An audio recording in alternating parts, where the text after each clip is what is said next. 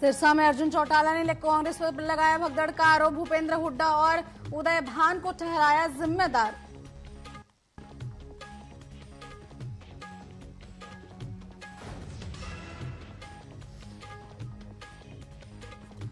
कुरुक्षेत्र में 25 वर्षों बाद वामन द्वादशी मेला शुरू। कुरुक्षेत्र में वामन द्वादशी मेले का पुनर्जागरण। वामन देव की पूजा से मेला होगा संपन्न।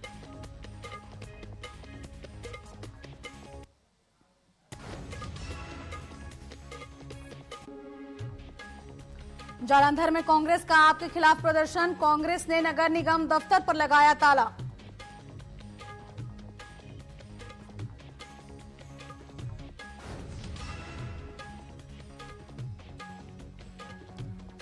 रोहतक पहुंचे कार्यवाहक मुख्यमंत्री नायब सैनी। प्रदेश मीडिया सेंटर का किया उद्घाटन। डॉक्टर मंगल सेन के चित्र पर पुष्प अर्पित कर किया दीप प्रज्वलित।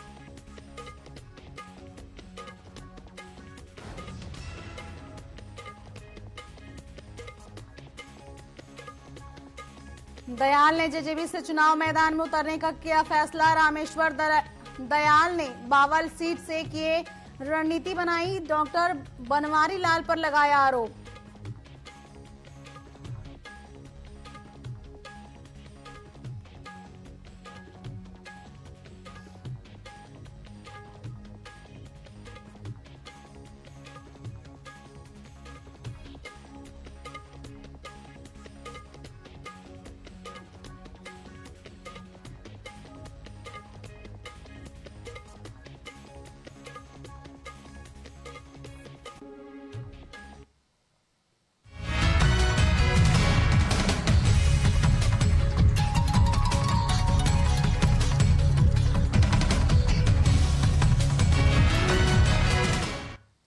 नमस्कार, न्यूज अपडेट देख रहे हैं आप और मैं हूं आपके साथ कमलेश्वरी साहू। तो चलिए सीधे आपको कुरुक्षेत्र ले चलते हैं, जहां प्रधानमंत्री नरेंद्र मोदी चुनावी जनसभा को संबोधित कर रहे हैं।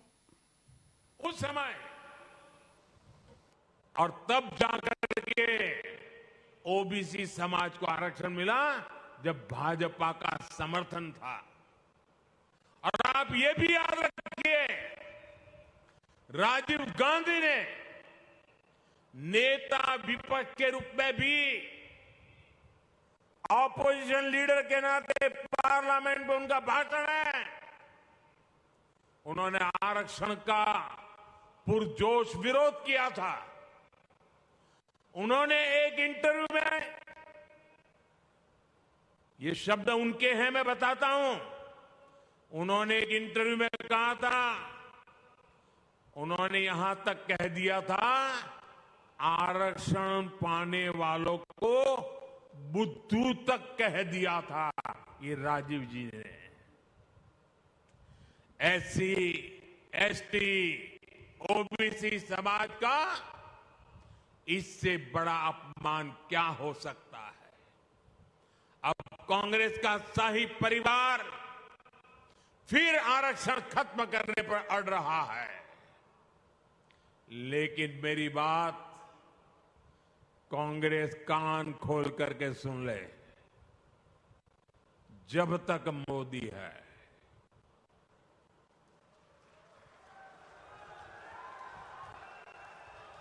जब तक मोदी है, तब तक बाबा साहब आंबेडकर के दिए आरक्षण में से रत्ती भर भी लूट नहीं करने दूंगा, हटाने नहीं देने दूंगा। एससी, एसटी, ओबीसी का आरक्षण रहेगा, ये मोदी की भी गारंटी हो और भविष्य में उसके लिए लड़ाई लड़ने की भी गारंटी है। साथियों, कांग्रेस का दलित विरोधी चेहरा हरियाणा से बेहतर कौन जानता है। हरियाणा में जब जब कांग्रेस की सरकार आती है तो दलितों का जीना मुश्किल हो जाता है। 2005 में गोहाना में कितना बड़ा कांड हुआ था, क्या उसे कोई दलित परिवार भुला सकता है? 2010 में मिर्चपुर कांड को क्या कोई भूल सकता है? 2012 में भगाना में जो कुछ हुआ था, फिर 2014 में दलित बेटियों के साथ जो कुछ हुआ था, उस शर्मनाक घटना को याद करके ही रूह कांप जाती है। तब हमने ये भी दिखाया था कि मुख्यमंत्री हुड्डा जी और इनका दिल्ली का शाही परिवार सबके मुंह पर ताले लग गए थे। इसलिए कांग्रेस से यहां के दलित समाज को बहुत सचेत रहने की जरूरत है। मैं तो कांग्रेस से एक और बात बताऊंगा। पहले कांग्रेस में जो एक अंदरूनी महाभारत चल रही है, अरे जरा उसे तो संभालो। जिस तरह यहां एक परिवार को आगे बढ़ाकर कांग्रेस राजनीति कर रही है, वो पूरा दलित समाज देख रहा है। साथियों, भाजपा की सरकार पूरी ईमानदारी से हरियाणा के विकास में जुटी हुई है, जबकि कांग्रेस की सरकार के दौरान यहां भ्रष्टाचार ही संस्कार बन गए थे। इसका बहुत बड़ा नुकसान हरियाणा के नौजवानों को हुआ। जब यहां कांग्रेस की सरकार थी तो खर्ची और पर्ची के बिना नौकरी नहीं मिलती थी। भाजपा सरकार ने खर्ची पर्ची के इस खेल को बंद कर दिया है।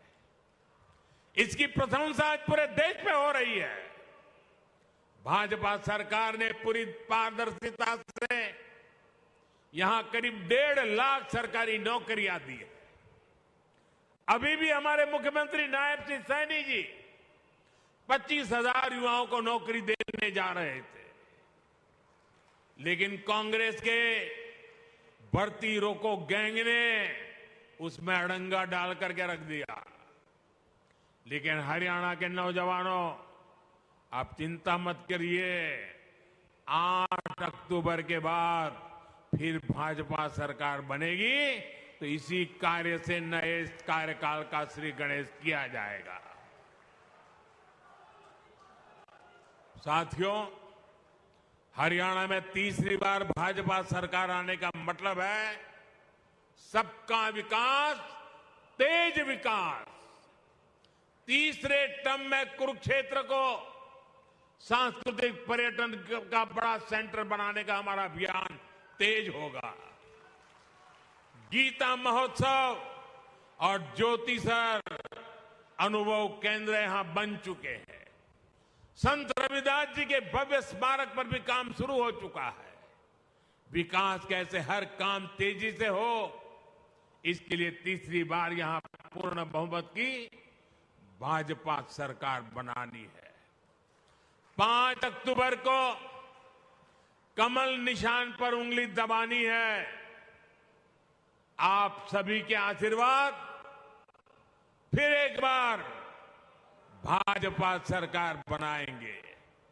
इतनी बड़ी तादाद में, इतने बड़े उमंग और उत्साह के साथ आए हुए आप सबको मैं हृदय से धन्यवाद करता हूं।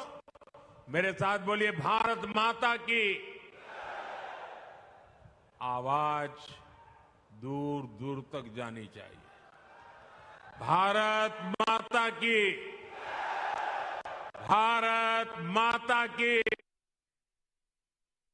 तो ये थे प्रधानमंत्री नरेंद्र मोदी, जिन्होंने कुरुक्षेत्र में चुनावी जनसभा को संबोधित किया। वे जन आशीर्वाद रैली में शामिल हुए। इस दौरान उन्होंने विपक्ष को भी घेरा, साथ ही कांग्रेस पर कई गंभीर आरोप लगाए हैं। बता दें कि इस जनसभा में हरियाणा के प्रधानमंत्री नायब सिंह सैनी भी मौजूद हैं। इसके साथ ही प्रधानमंत्री नरेंद्र मोदी भी इस जनसभा में मौजूद रहे।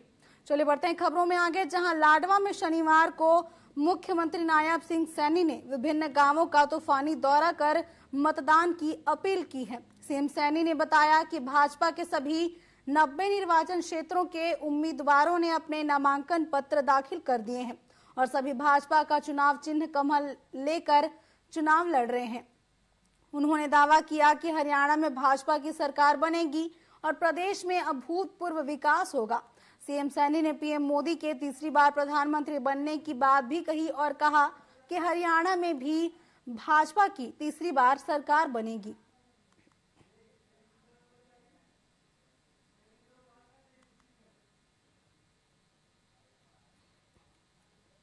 जबरदस्त रिस्पांस है लोगों का, एक तरफा माहौल है, लोगों का जो आशीर्वाद, जो प्यार है।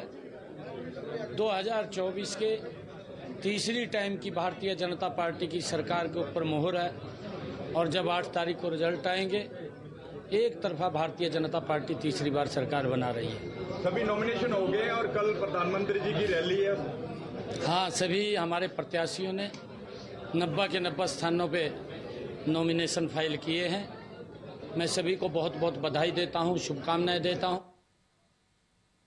सिरसा की राजनीति में एक और बड़ा फेरबदल देखने को मिला है, जहां हरियाणा में कभी सभी राजनीतिक पार्टियों ने चुनाव जीतने के लिए एड़ी चोटी का जोर लगा दिया है। इसी कड़ी में जननायक जनता पार्टी ने भी चुनाव जीतने के लिए खूब जोर लगाया है।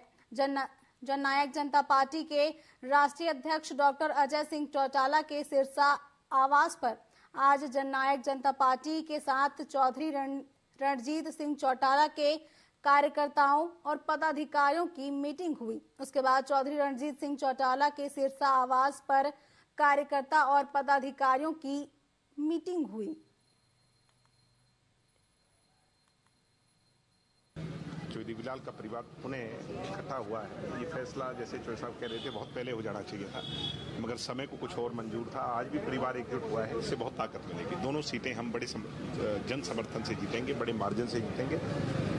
वर्कर में एक अलग तरह का हौसला है। आज वर्कर की आंखों की चमक ये बता रही है कि परिवार की एकजुटता की खुशी, और सबने जो मुंह मीठा किया है, ये दर्शा रहा है कि ये रिकॉर्ड बनने जा रहा है। वर्कर चाह रहे थे, उनकी इच्छा थी कि जरा खुल के सब एकदम देवीलाल फैमिली इकट्ठी हो जाए।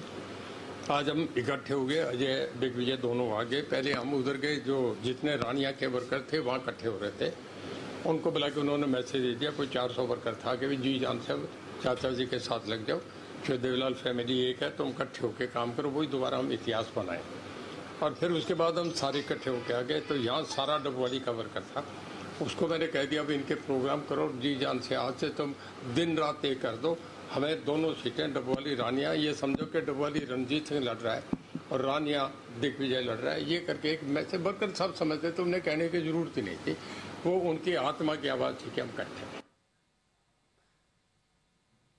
अभय सिंह चौटाला ने तारा बाबा की कुटिया में हपोला के साथ गठबंधन किया। इस अवसर पर उन्होंने कहा कि गठबंधन के साथ तीनों पार्टियां मिलकर एक मजबूत ताकत बन गई हैं। उन्होंने दावा किया कि 1 और 1 11 होते हैं, लेकिन 3 मिलकर 111 हो गए, जिससे गठबंधन को मजबूती मिलेगी और आगामी सरकार गठबंधन की होगी। वहीं अभय सिंह चौटाला ने गोपाल कांडा को अपने पुराने मित्र बताते हुए कहा कि वे पहले भटक गए थे, लेकिन अब सही रास्ते पर लौट आए हैं।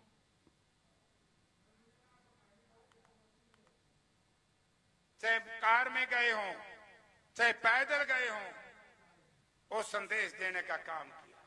तो ये कांग्रेस दर्शन तो किस बात का? कहां क्या क्या? अरे लिपस्टिक पाउडर लाके लीडर बनाए थे, मैं ला लिया, डाटी ध्यान रखू।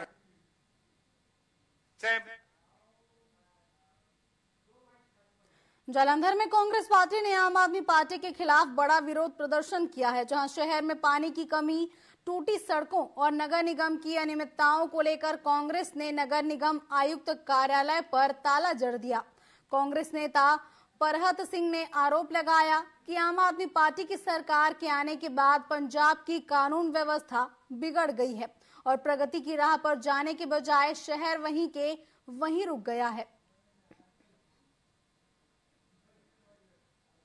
आज जलंधर के सारे कांग्रेसी लीडर साहबान, वर्कर साहबानों ने नगर निगम के बाहर शांतिपूर्वक ढंग से धरना दिया था। इससे पहले भी 2 बार हमने लोकल बॉडी मिनिस्टर के घर के बाहर भी शांतिपूर्वक धरना दिया। एक बार नगर निगम के बाहर पहले भी धरना दिया और आज भी जो हमारी एजिटेशन थी शांतिपूर्वक थी, लेकिन इनका कोई भी नगर निगम का कर्मचारी हमारे पास नहीं आया। इसलिए हम कमिश्नर साहब से मिलने आए थे, उनको रिक्वेस्ट करने ही आए थे। इन्होंने जानबूझकर नीचे भी दरवाजा बंद करवाया, ऊपर भी दरवाजा बंद किया।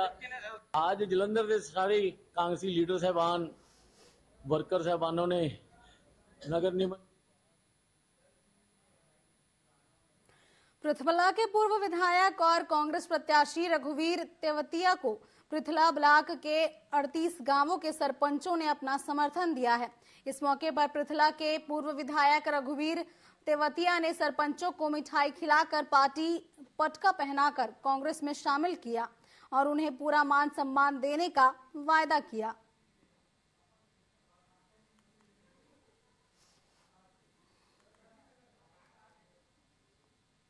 हम जो यहाँ रघुवीर सिंह तेवतिया जी जो हमारे कांग्रेस के विधायक हैं, पूरी सरपंच एसोसिएशन की तरफ से उनको समर्थन देने के लिए आए हैं।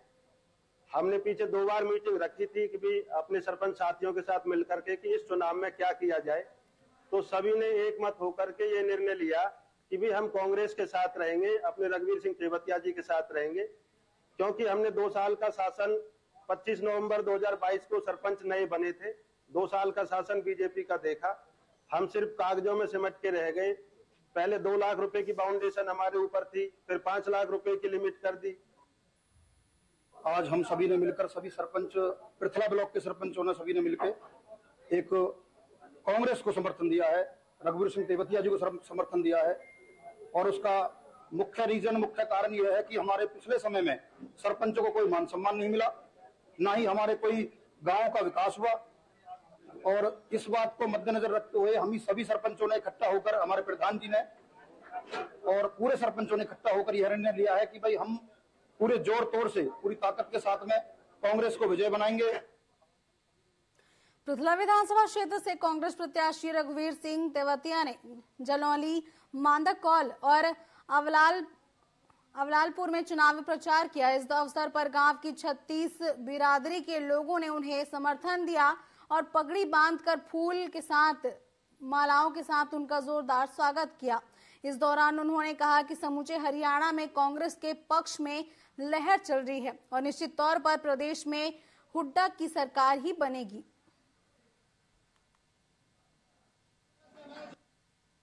नौजवानों से लेकर और सबसे बुजुर्गों में भी जो आशीर्वाद देने का काम 36 बिरादरी ने किया है, वो एहसान में पूरी जिंदगी अपनी बस्ती का, अपनी मातृभूमि का नहीं उतार सकता।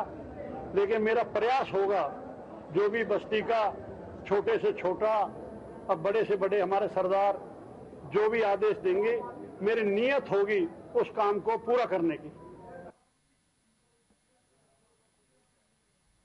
हरियाणा के पूर्व गृह मंत्री अनिल विज ने कांग्रेस पर तंज कसा है। तंज कसते हुए उन्होंने कहा कि कांग्रेस धड़ों का समूह है, जिसकी नहीं चली तो वे आजाद खड़ा हो गया।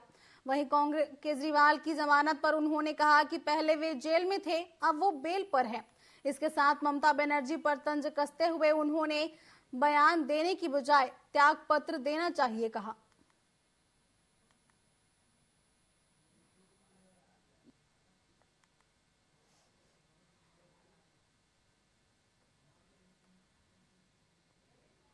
अपने अपने उम्मीदवार खड़े किए हैं। जिस पार्टी का 16 साल से चुनाव नहीं हुए, उसको पार्टी तो कहा भी नहीं जा सकता। ये धड़ों का समूह है, अलग अलग धड़ों के समूह हैं और हर धड़े ने अपने आदमी खड़े किए हैं। नहीं, देखिए, हमारे मुकाबले में तो कोई आए, हमें इससे कुछ लेना देना नहीं है। मैंने तो यहां तक कहा था कि चाहे भूपेंद्र सिंह हुड्डा आके लड़ लें, चाहे राहुल गांधी आके लड़ लें, उनको अपनी हैसियत पता लग जाएगी। इसलिए कोई आए, हमने कुछ नहीं लेना। हमारी जो जनता है वो। विधानसभा चुनाव को लेकर नामांकन प्रक्रिया पूरी होने के बाद प्रत्याशियों ने अपने अपने चुनाव प्रचार भी तेज कर दिए हैं। इसी कड़ी में रेवाड़ी विधानसभा से आम आदमी पार्टी प्रत्याशी सतीश यादव ने मॉडल टाउन में डोर टू डोर जाकर जनसंपर्क अभियान कर जनता से वोट देने की अपील की। इस दौरान उन्होंने आप सुप्रीमो अरविंद केजरीवाल की जमानत पर खुशी जाहिर करते हुए इसे पार्टी की बड़ी जीत बताया। पूर्व जिला प्रमुख और आप प्रत्याशी सतीश यादव ने गांधी चौक स्थित महात्मा गांधी की प्रतिमा पर माल्यार्पण किया। साथ ही अपने कार्यालय से शुरू कर अनोखे अंदाज में चुनाव प्रचार किया। मैं तो अपने परिवारजनों को लोगों से मिलता हुआ सड़क पे जा रहा हूँ और निरंतर ये जो शहर की व्यवस्था है निश्चित तौर पर औरों को भी दिखती होगी, लेकिन मैं बहुत करीब से देख रहा हूँ और इसलिए देख रहा हूँ कि आने वाले समय में अगर मानवता परमेश्वर का आशीर्वाद मिले, रेवाड़ी की देवतुल्य जनता का आशीर्वाद मिले तो मेरी जिम्मेवारियाँ क्या है। मुझे आज सबसे पहले मैं आपको एक बधाई देना चाहूँगा कि माननीय केजरीवाल जी की जमानत हुई है और निश्चित तौर पे मैं सुप्रीम कोर्ट का धन्यवाद करना चाहूँगा कि कानूनी प्रक्रिया अपनी चलती रहेगी, कानून अपना काम करेगा। हरियाणा विधानसभा चुनाव से पहले भाजपा को एक बार फिर से दो बड़े झटके लगे हैं, जहां शनिवार को पूर्व विधायक सुखविंदर मांडी और जयप्रकाश गुप्ता कांग्रेस में शामिल हो गए। वहीं बड़वा से सुखविंदर मांडी और करनाल से जयप्रकाश गुप्ता विधायक रह चुके हैं। आपको बता दें कि अपने सैकड़ों समर्थकों के साथ भाजपा नेताओं ने कांग्रेस को ज्वाइन किया है। ये भी बता दें कि बीजेपी छोड़कर अब तक 50 से ज्यादा विधायक, पूर्व सांसद और पूर्व मंत्री कांग्रेस में शामिल हो चुके हैं। टिकट बंटवारे के बाद से भाजपा में जबरदस्त भगदड़ मची हुई है।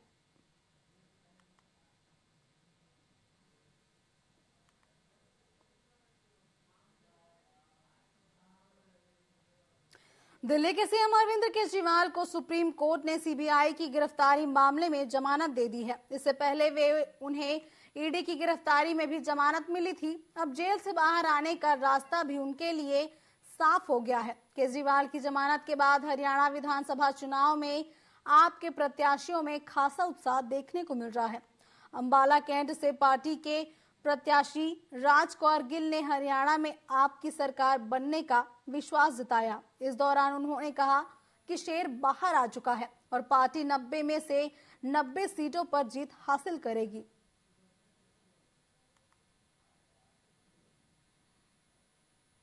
आज मैं सारे देशवासियों को, हरियाणा वासियों को, दिल्ली वासियों को, पंजाब वासियों को और सारे देश को हरियाणा के लाल केजरीवाल जी की जमानत पे बधाई देती हूँ।